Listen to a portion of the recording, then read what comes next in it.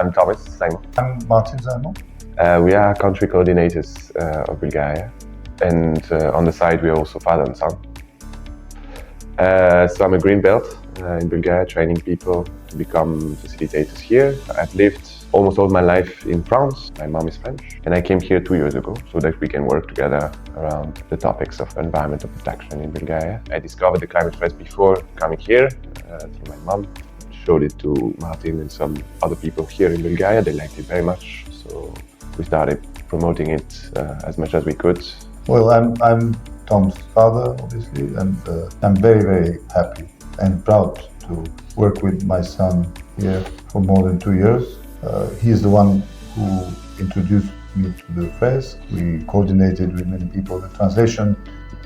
Otherwise, as a person, I'm a relatively elderly person who has been in Bulgaria since the fall of communism, and I had a lot of government and corporate power in Bulgaria, and I don't like that. So now I'm very happy to work with Tom and with the Climate Freskers in a real sense. So I'm very happy to be promoting it in Bulgaria.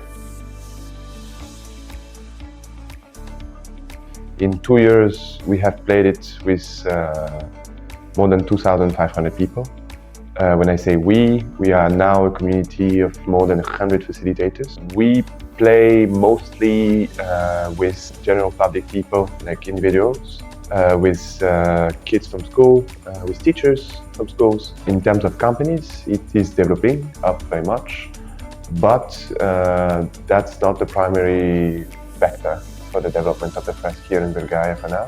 We've done it with the members of parliament, and we did it with the Economy Ministry, we did it with the Ministry of Environment. We've spoken to at least 30 different municipalities, but in many cases they would just direct us to school. So this is how we did many schools.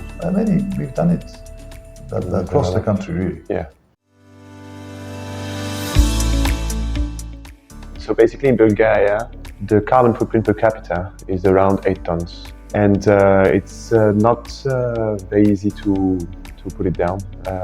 I can only give an external point of view because I came here 2 years ago, and Martin will be able to give a much more internal point of view. First of all, here in Bulgaria we have a lot of coal in the electricity mix that makes the electricity much more carbon intensive than in other countries.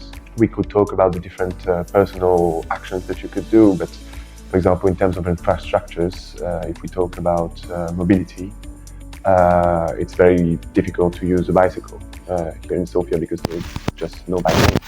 And then you also could talk about food.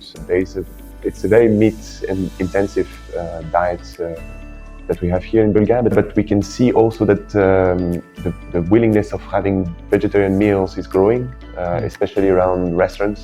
In restaurants now you always have an option that is vegetarian, which is a pretty great sign.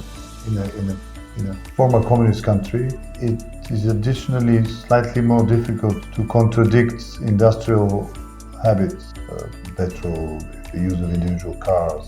Now people have learned to consume, and the industry is very happy about it. So we have to put some more effort in telling people, you don't need this. So 2.5 to 3 years ago, major political shift took place because there were huge mass protests against the government.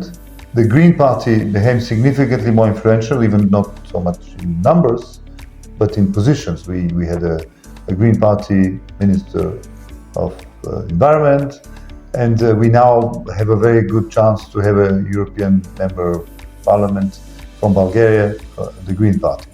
There's a good chance next year. This is good news for our subject.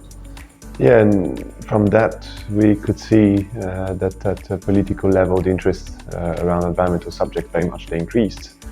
And proof of that was that we almost were the host, the organizers for the COP29 in Bulgaria. Well, at the end it won't happen in Bulgaria, but the fact that it was mentioned, the fact that people fought for it is for me the ultimate proof that this is becoming a subject here. And I mean, that's great news. That's really great news.